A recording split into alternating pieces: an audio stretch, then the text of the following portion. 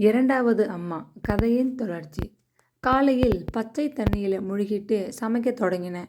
முட்டுச்சளி பிடிச்சிக்கிச்சு. வேற ஒன்றுமில்ல சொல்லிக்கொண்டே அன்னபூரணி அவர்களுக்கு உணவை படைத்தாள்.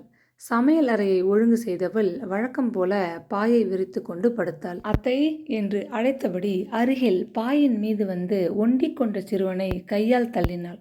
அருண், எனக்கு நல்ல சளி ஜுரம், கிட்டக்க வராதே, போய் முன்னறையிலே ஜமுக்களத்தை விரிச்சு படுப்போ, பயமா இருக்கு அத்தை. டேய், ஆண் பிள்ளை, கெடா மாடு போல வயசாகுது, பயமா பயம், போடா போ, எரிந்து விழுந்தாள் அத்தை. சரி அத்தை என்றான் கம்மிய குரலில். இது நாள் வரை அவனிடம் அத்தை அப்படி கடுமையாக எரிச்சலுடன் பேசியதே கிடையாது. இன்றைக்கு மட்டும் ஏன் அப்படி? அவர்களை விட்டுவிட்டு சினிமாவுக்கு போய்விட்டு வந்தோம் என்ற கோபமா? அத்தை, உங்களுக்கு புராண படம்தான் பிடிக்கும்னு அப்பா சொன்னதால உங்களுக்கும் சேர்த்து டிக்கெட் வாங்கலை. கோபமா அத்தை? கேட்டுக்கொண்டே அருகில் வந்து மீண்டும் உட்கார்ந்த அந்த சிறுவனை ஆற தழுவி கொண்டு குலுங்கி அழ வேண்டும் போல அன்னபூரணியின் உடலும் உள்ளமும் துடித்தன. பெற்றால் மட்டும் ஒருத்தி தாயாவதில்லை. 3 மாத பச்சிளங்குழந்தையிலிருந்து பாலூட்டி சீராட்டி அவனை வளர்த்த தாய் அவள். எனக்கு சினிமா ஒரு கேடு, சொன்னதை இப்போ நீ கேட்க போறியா இல்லையா? சீறினாள் கோபத்துடன். நீங்கள் சொன்னதை நான் எப்போவாவது கேட்காம இருந்திருக்கேனா? சரி அத்தை, உங்களுக்கு உடம்புக்கு ரொம்ப முடியாமல் போச்சுன்னா அருண்னு கூப்பிடுங்க. தலைவலி மருந்தை எடுத்துட்டு தண்ணி எடுத்துட்டு ஓடி வருவேன். கூப்பிடுவீங்களா அத்தை?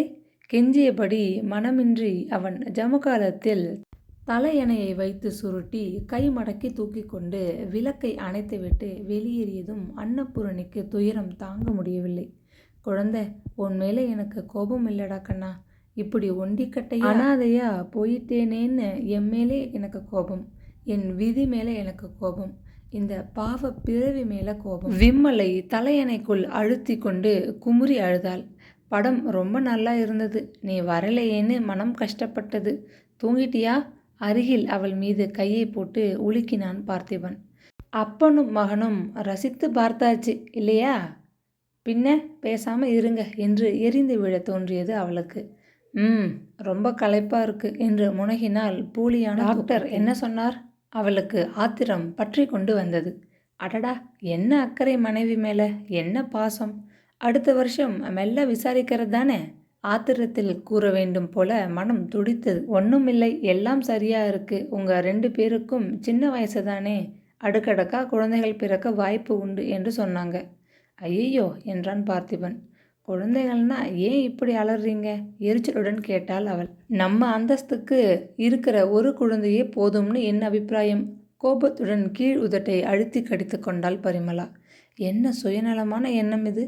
தனக்கு ஒரு பிள்ளை இருக்கிறான் என்ற மனநிறைவில் அவளை பற்றி சிந்திக்க மறந்து, சே, என்ன மனிதர் இவர்! பரிமளா! அவள் அயர்ந்து தூங்குகிறவள் போல கண்களை இறுக்கமாக மூடிக்கொண்டு லேசாக மூச்சு விட்டாள். போர்வையை இழுத்து அவள் மீது போர்த்திவிட்டு திரும்பி படுத்து கொண்டான் பார்த்திபன். ஹைப்போவெலாஸ்டிக் யூட்ரஸ், அதாவது வளர்ச்சி முற்று பெறாத கருப்பை, அத்துடன் தாய்மை அடையும் தன்மை குறைந்து கொண்டு வரும் வயது, இன்னும் பல காரணங்கள். பயப்படாதே, மருந்து கொடுத்து ஒரு சிறு ஆப்ரேஷன் செய்து முயன்று பார்க்கலாம். அதற்கும் பலன் இல்லை என்றால்? டாக்டர் அம்மாள் கூறிய வார்த்தைகள் மீண்டும் மீண்டும் நினைவில் மோத, பலன் இல்லை என்றால் அவள் வாழ்வு முழுவதும் மலடியாக, பிள்ளை பாக்கியம் இல்லாதவளாக, தனிமரமாக மூத்தவள் விட்டு போனதற்கு உழைத்து கொட்டி கொண்டு உப்பு சப்பாற்ற ஒரு வாழ்க்கையை வாழப்போகிறாள். ஐயோ, இப்படிப்பட்ட வாழ்க்கைக்கா அவள் தவம் கிடந்தாள்? தலையணை மீது சூடான கண்ணீர் துளிகள் மெல்ல உதிர்த்தன. சூடாகிய உணர்வில் உள்ளம் உலைக்களமாக கொழுந்துவிட்டு எரிந்தது. மறுநாள் காலை அன்னபூரணி அதுவரை செய்யாத ஒரு அடாத காரியத்தை துணிவுடன் செய்தாள். பார்த்திபனுக்கு அவனது அலுவலகம் சில தினங்களுக்கு முன்னார்தான் வீட்டில் ஒரு தொலைபேசி இணைப்பை தந்திருக்கிறது. தம்பி அலுவலக சம்பந்தப்பட்ட விஷயங்களில் மிகவும் கண்டிப்பானவன் என்பதை அவள் அறிவாள். அதனால் மறந்தும் எந்த அவசரத்திற்கும் தொலைபேசி அருகே அவள் நெருங்குவதில்லை. ஆனால் இப்பொழுது அவளுக்கு தாங்க முடியாத ஒரு நிர்பந்தம் வந்துவிட்டது. தம்பியும் மனைவியும் அலுவலகம் கிளம்பியதும் வேலைக்காரி வெளியே சென்ற பின்னர், அருண் பள்ளிக்கு புறப்பட்டு போய்விட்டது நிச்சயம் தெரிந்த பின்னர் கதவை தாழிட்டு கொண்டு பரபரப்புடன் பெங்களூர் தம்பி வீட்டிற்கு நேரடியாக தொடர்பு கொள்ள எண்களை வேகமாக சுழற்றினாள். அவளது அதிர்ஷ்டம் வாகீசன் வீட்டில் இருந்தான். அன்னபூரணி அக்காவா? என்ன சங்கதி? அபூர்வமா என் நினைவு வந்திருக்கு. போலியாக அவன் கேட்டதை ஒதுக்கிவிட்டு அவள் பரபரத்தாள். உன்னோட வந்து ஒரு சில மாதங்கள் தங்கலாம்னு யோசனை. என்ன சொல்ற? அவள் நெஞ்சம் படபடத்தது. வாகீசன் மனைவி ஆரம்பத்திலிருந்து தனி குடித்தனத்தை விரும்பி ஏற்றவள். நாத்தனார் குறுக்கீடு கூடாது என்று வெளிப்படையாக சொல்லிவிட்டாள். 1 நாள் 2 நாள் என்றால் தொலையட்டும் என்று அனுமதிப்பாள். மாத கணக்கு என்றால் முடியாது என்று ஆரம்பத்திலேயே முற்றுப்புள்ளி வைத்து விடுவாள். அன்னபூரணிக்கு அது தெரிந்த கதைதான். ஆனால் இப்பொழுது போக்கிடம். சிரிப்பு தவழ்ந்த வாகீசன் குரல் சற்றின் கடுமையாகியது. பெங்களூர் குளிர் உங்களுக்கு ஒத்துக்காதுன்னு முன்பே தெரிஞ்ச விஷயம். இந்த வருஷம் குளிர் எக்கச்சக்கமாக இருக்கு. என் மச்சானின் ஒன்றுவிட்ட மாமன் மகள் 10 நாளா குழந்தை குட்டிகளுடன் இங்கே தங்கி இருக்கா. உங்களுக்கு தெரியும் அக்கா, வீடு ரொம்ப சின்னது. 2 படுக்கை அறைதான். அன்னபூரணிக்கு அழுகை தொண்டையை அடைத்து, மனமிருந்தால் ஒரு உழக்கில் கூட ஒண்டிக் கொண்டு எல்லோரும் குடியிருக்க முடியும். மனமில்லாவிட்டால் அரண்மனையாக வீடு பெரியதாயிருந்தால்தான் என்ன? அப்படியா? கொஞ்ச மாதம் இருக்கட்டும். அப்படியே மைசூர், நந்தி சில்க்ஸ் எல்லாம் பார்க்கணும்னு ஆசைப்பட்டேன். குளிர் எனக்கு தாங்காது. பரவாயில்லை, இன்னொரு சமயம் பார்த்துக்கலாம். மல்லிகாவை கேட்டு போனை பட்டென்று வைத்து விட்டாள். அவள் உடல் வெடவெட என்று உணர்ச்சி வசத்தில் நடுங்கியது. வயதாகிவிட்ட அக்கா வியர்வை வழிய அடுப்பருகிலே நெருப்பின் நெருக்கத்திலே வெந்து கொண்டு சமைத்து போட்டு 2 தம்பிகளையும் ஆளாக்கினாள்.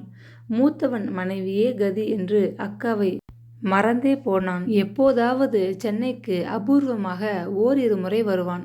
வந்தாலும் ஓட்டலில் தங்கி கொண்டு அவர்களை பார்க்க ஒரு பிஸ்கட் டின்னுடன் வந்து போவான். அப்படி ஒட்டட்டாம் புல் போல அவன் ஒதுங்கியே இருந்தான். அக்கா செய்த உதவியை மறக்காது தன்னோடு வைத்து 2 நாளும் காப்பாற்றிய பார்த்திபனுக்கு இப்படி ஒரு மனைவி வந்து வெளியே போ என்று சொல்லாமலேயே வேறுவித வார்த்தைகளால் துரத்துகிறாளே, அதை மீறி அங்கே எப்படி நீடித்திருப்பது? பலவும் எண்ணி அவள் கலங்கி போனாள். அவளுக்கு என்று பேங்கில் கையிருப்பு ஏதும் கிடையாது. தம்பி காலம் முழுவதும் காப்பாற்றுவான் என்ற நம்பிக்கையில் உடம்பை ஒடித்து கொண்டு உழைத்து கொண்டிருந்தாள். விஜயா விட்டு போன தாயில்லாத குழந்தை அருணை நினைத்தபோது நெஞ்சே வெடித்து விடும் போல துயரம் அமுக்கியது. பெற்ற மகனை நெஞ்சின் மேலும் தோல் மேலும் போட்டு வளர்த்த குழந்தையை எப்படி பிரிந்து வாழ்வது? ஐயோ, இந்த பரிமளாவிற்கு ஏன் தான் இத்தனை ஆங்காரம்? பொல பொலவென்று உதிர்ந்த கண்ணீரை துடைத்து கொண்டாள். என்ன செய்வது? தொடர்ந்து இனி அங்கே தங்கினால் தம்பியே கழுத்தை பிடித்து வெளியே தள்ளினாலும் ஆச்சரியப்படுவதற்கில்லை. மனைவி மோகத்திலே பார்த்திபன் அக்காவை அசட்டை செய்வது ஒன்றும் அதிசயமான விஷயமல்ல, உலக இயல்பு. திடீர் என்று ஒரு யோசனை அவள் மனதில் பளிச்சிட்டது. அன்று பரிமளா வீடு திரும்பியதும் அவளுக்கு காப்பி பலகாரம் கொடுத்துவிட்டு பச்சை தண்ணீரில் குளித்துவிட்டு வேறு உடை உடுத்தி கொண்டு கோயிலுக்கு கிளம்பிவிட்டாள். எங்கேயாவது ஒழியட்டும் என்று பரிமளா மிகவும் அசட்டியாகத்தான் இருந்தாள். ஈஸ்வரனையும் அம்பாளையும் தரிசித்து கொண்ட பின் அந்த மண்டபத்திற்கு வந்தாள். அவளுக்கு தெரியும், அவளது அடிநாள் தோழி காந்திமதி நாள் தவறினாலும் தவறும். கோயிலுக்கு வருவதை தவற விடமாட்டாள். பிரகாரத்தை சுற்றிவிட்டு அலுப்பு தீர வெகுநேரம் இருட்டிய பின்னர் கூட அந்த மண்டபத்தில் அந்த கல் தூண் அருகே தனியே உட்கார்ந்திருப்பாள். அப்படிப்பட்டதொரு குணம் அவளுக்கு. தோளை தொட்டதும் திடுக்கிட்டு நிமிர்ந்தாள் காந்திமதி. உழைத்து ஓடாகிவிட்ட அவள் இப்பொழுது எலும்பும் தோலுமாகத்தான் இருந்தாள். காந்தி, எனக்கு ஒரு உதவி செய்யணும். முன்போல நான் எங்கேயாவது சமையல் செய்து பிழைக்க ஆசைப்படுறேன். உனக்கு தெரிஞ்ச பெரிய இடத்திலே வேலை வாங்கி தர முடியுமா? காந்திமதியின் கண்கள் வியப்பில் விரிந்தன. நீ சொன்னால் நம்ப மாட்ட. பூந்தமல்லியில் ஒரு பெரிய இடம். நம்பகமான ஒரு சமையல்கார அம்மாளை தேடி கொண்டிருக்காங்க. நான் வேலை பார்க்குற இடத்து எஜமானிக்கு நெருங்கின தோழி. நேத்து தான் என்கிட்ட சொன்னாங்க. இத்தனை கஷ்டங்கள் நடுவே இப்படி ஒரு அதிர்ஷ்டமா அன்னபூரணிக்கு? மிக்க வியப்பாகத்தான் இருந்தது. அந்த இடத்தில் என்னை அமர்த்திவிட புண்ணியம் உண்டு. ஆமாம், உன் தம்பி இழுத்தாள் காந்திமதி. தனியாக இந்த உலகத்திலே வந்தோம், தனியாக போக போகிறோம் இல்லையா காந்தி? தம்பியாவது அண்ணனாவது நீ இப்போ இல்லையா? அதுபோல் நானும் இருக்க ஆசைப்படுறேன். மேலே ஒன்றும் கேட்காத. என் மனம் படுற வேதனை இந்த ஈஸ்வரனும் அம்பாலும் அறிவாங்க. தழுதழுத்தாள். தோழியின் தோளை அன்போடு குலுக்கினாள் காந்திமதி. கவலைப்படாதே, எனக்கு விஷயம் புரிஞ்சிடுச்சு. நம்ம கையில் வேலை, திறமையும் உடம்புல தெம்பும் இருக்கிற வர நாமே உழைச்சி சாப்பிடுவோம். நாளைக்கு இதே இடத்துல என்னை வந்து சந்தி. சம்பளம் மற்ற விவரம் எல்லாம் சொல்லிடுறேன். அபயம் அளித்தாள். ஒரு வார காலம் ஓடிச் சென்றது. அன்று ஞாயிற்றுக்கிழமை. காபி பலகாரத்திற்கு பின்னர் காலை நாளேட்டுடன் உட்கார்ந்திருந்த தம்பியிடம் மெதுவாக வந்து நின்ற அன்னபூரணி ஆரம்பித்தாள். என் சிநேகிதிங்க எல்லாம் சேர்ந்துட்டு ஒரு யாத்திரை புறப்பட இருக்காங்க. அவங்களோட நானும் கொஞ்சம் கோயில் குளம் எல்லாம் சுற்றி பார்க்க ஆசைப்படுறேன். திடுக்கிட்டு நிமிர்ந்தான் தம்பி. இதென்ன புது யோசனை? இத்தனை காலம் தோன்றாத கடவுள் பக்தி அக்காவுக்கு இப்போது திடீரென்று? அக்கம் பக்கம் கோயில்களுக்கே போக பொழுதில்லாம வீடு வீடுன்னு துடிப்பீங்க. இப்போ எங்கேயோ வெளியூருக்கு போகணும் என்கிறீங்க. அதுவும் தள்ளாத வயதில். என்னத்துக்கு தூர பயணம்? சின்ன வயசிலே உன்னையும் வீட்டையும் தான் கோயில்களாக நினச்சிட்டு இருந்தேன். இப்போ மற்றவங்களை பார்த்து எனக்கும் அங்கேயெல்லாம் போகணும்னு ஆசையாக இருக்குது. மறுப்பு சொல்லாதே தம்பி, எனக்கு வயசாகிட்டு வர்றது தழுதழுத்தாள். பார்த்திபன் மனம் கனிந்து போனான். அதுக்கு என்ன அக்கா, நீங்கள் வரும் வரை நானும் பரிமளாவும் வீட்டை நிர்வகித்து எப்படியோ சமாளிச்சுக்கிறோம். திரும்பி வர எத்தனை நாளாகும்? சுற்றுப்பயணம் 1 மாதத்துக்கு மேலே பிடிக்கும். அதுக்கு பிறகு அப்படியே பெங்களூரில் வாகீசனோட கொஞ்ச நாள் தங்க ஆசைப்படுறேன். அதுக்கு பிறகு என்னோட ஒன்று விட்ட அக்கா தமயந்தி திருநெல்வேலிக்கு வந்து கொஞ்ச நாள் இருந்துட்டு போகும்படி கேட்டுக்கிட்டா. இதெல்லாம் முடிச்சிட்டு தான் திரும்ப முடியும். அப்படின்னா திரும்பி வர பல மாசங்கள் ஆகும்னு சொல்லுங்கோ. தாடை இறுக குரலில் கொஞ்சம் காரம் தொனிக்க கேட்டான். அவனுக்கும் வாகீசன் அண்ணனுக்கும் பேச்சுவார்த்தை கிடையாது. திருமணமானதும் தன் மனைவியுடன் அக்காவையும் படித்து கொண்டிருந்த தம்பியையும் தவிக்க விட்டு வெளியேறிய சுயநலக்காரன். அவன் நிழல் தன் வீட்டில் படுவதை கூட பார்த்திபன் விரும்பியதில்லை. ஒன்று விட்ட அக்கா தமயந்தியையும் அவன் விஷம் போல வெறுத்தான். அடிநாளில் அவனது அக்காவுக்கு சிறிது பொருள் உதவி செய்ய மறுத்தவள் அவள். ஒரு நாள் கூட தன் வீட்டில் தங்க வைத்து அவளுக்கு சோறு போட்டதில்லை. ஒட்டாது ஒதுங்கி கொண்ட உறவினர்களிடம் அக்கா போய் உறவு கொண்டாட ஆசைப்படுகிறாளே. அவனுக்கு அவள் செய்கை வினோதமாக இருந்தது, வெறுப்பாகவும் இருந்தது. கோயில் குளங்களுக்கு வேணுமானால் போய் வாங்க. வாகீசன் தமயந்தி இவங்க வீடுகளுக்கு நீங்கள் போகணுமா? வருத்தத்துடன் கேட்டான். வயசாச்சு எனக்கு. கடவுள் பக்தியும் அருளும் எத்தனை இப்போ அவசியமோ அதுபோல பழைய விரோதங்களை ஒதுக்கிட்டு எல்லோருடனும் உறவாடிக்கிட்டு இருந்து போக விரும்புகிறேன். அவனும் என் தம்பி தானே. நீர் அடிச்சு நீர் விலகுமா? மேலும் எனக்கு ஒரு மாறுதல் வேண்டாமா? பார்த்திபனுக்கு அதற்கு மேல் விவாதிக்க விருப்பமில்லை. மேலே பேசினால் அழுது விடுவாள் போன்ற முகபாவத்துடன் கண்கள் கெஞ்ச தம்பியின் தயவுக்காக குன்றி போய் நின்று கொண்டிருந்த அக்காவை கண்டு குழைந்து போனான். அவள் வெறுமனே கூட பிறந்த சகோதரி மட்டும்தானா? இல்லை, பெற்று வளர்த்த தாய்க்கு ஒப்பானவள். அவளது உடல் உழைப்பால் அவன் முன்னுக்கு வந்தவன். அவள் விருப்பத்திற்கு குறுக்கே நிற்கலாமா? சரி, எப்போ புறப்படுறீங்க? என்ன உதவி தேவை? எல்லாம் சொல்லிட்டு கிளம்புங்க. அடிக்கடி கடுதாசி போட மறந்துடாதீங்க. நான் வாகீசன் வீட்டுக்கும் தமயந்தி அக்கா வீட்டுக்கும் வரமாட்டேன்னு தெரியும். அங்கே பத்திரமா நீங்கள் இருப்பதை பற்றி ஒரு வரி ஒரு கார்டு போட்டால் போதும். குழந்தை அருண் நீங்கள் இல்லாமல் ஏங்கி போயிடுவான். அதனால் சீக்கிரம் திரும்ப முயற்சி செய்யுங்க. இந்தாங்க. உள்ளே சென்றவன் தன் பீரோவை திறந்து மணிப்பர்ஸை எடுத்து 500 ரூபாய் நோட்டுகளை உருவி எடுத்து வந்து அவளிடம் நீட்டினான். சற்று தொலைவில் நின்று கொண்டு எல்லாவற்றையும் கேட்டபடி பார்த்து கொண்டிருந்த பரிமளாவின் வயிறு எரிந்தது.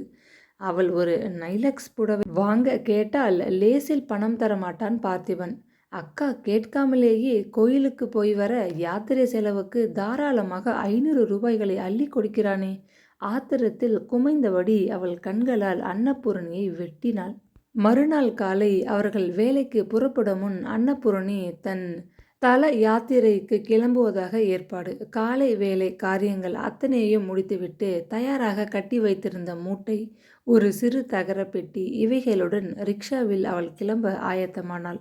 விசும்பி அழுது கொண்டு நின்ற அருணை மார்போடு அணைத்து சமாதானப்படுத்தினாள். இடுப்பில் இருந்த சுருக்கு பையை எடுத்து ஒரு 5 ரூபாய் நோட்டை யாருக்கும் தெரியாமல் அவனது உள்ளங்கையில் வைத்து அழுத்தினாள். ஐஸ்கிரீம், மிட்டாய் ஏதாச்சும் வாங்கி சாப்பிடு. நல்ல பிள்ளைன்னு பேரிடு. வரேன்.